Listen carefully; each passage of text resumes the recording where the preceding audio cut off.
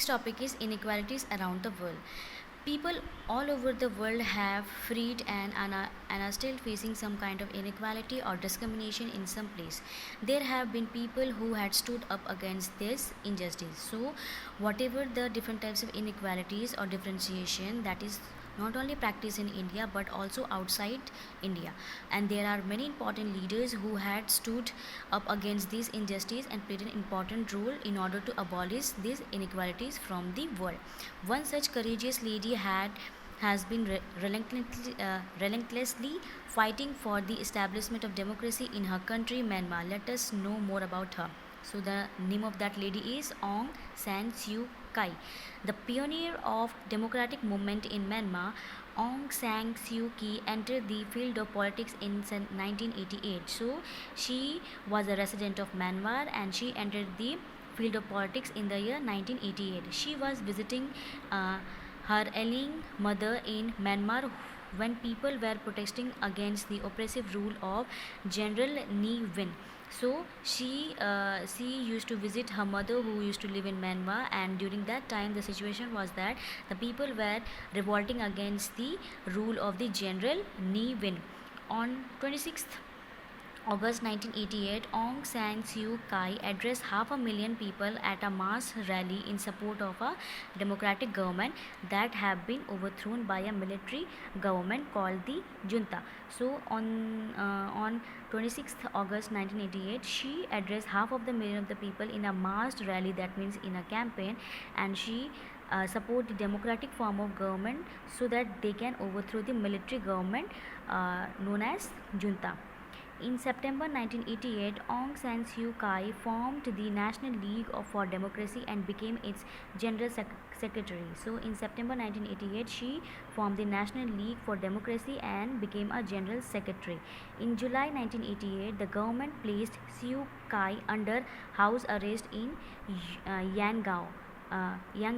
So, in the year July 1989, the government, that means the Myanmar government, arrested the Suu Kyi in the place known as Yangon. She was offered freedom only if she left the country, but she refused. So the government what said that she will be she will get freedom only when she will left the Myanmar, but she refused. In the 1990 election, she was not allowed to contest. So in the year 1919 election, she was not allowed to participate. Even though the National League for Democracy won many seats, the military government refused to recognize the result of the election. So during this election, especially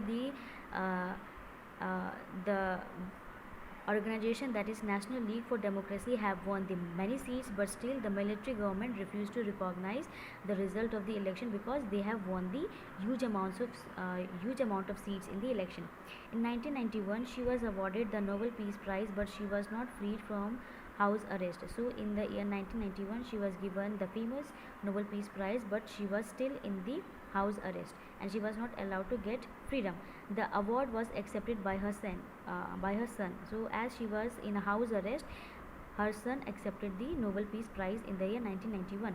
With her prize money, she established a health and education trust for the people of Myanmar. So whatever the money she have got from the Nobel Peace Prize, she established a health and education trust or an organization for the people of the Myanmar.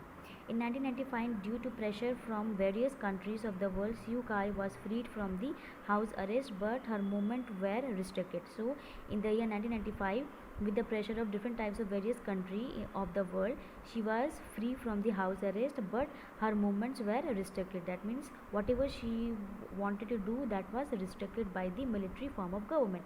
In 2002, she was again put under the house arrest. So again she was put in the house arrest. In 2009, a United Nations body declared her detention illegal under Myanmar's own law. Finally, in 2010, she was freed from house arrest. So finally, in the year 2010, she was freed from the house arrest, and finally she got freedom. In May 2020, she contested elections and became a member of the parliament. So finally, in the year 2012, in the month May, she contested an election and she became the member of the parliament. It is a kind of discrimination based on the color of the skin. The white skinned people consider the black skinned people inferior and treat them very badly. So this is the kind of discrimination which we have seen in the Myanmar. The white skinned people try to dominate the black skinned people, and treat them very badly. So this is one of the inequality example from the Myanmar.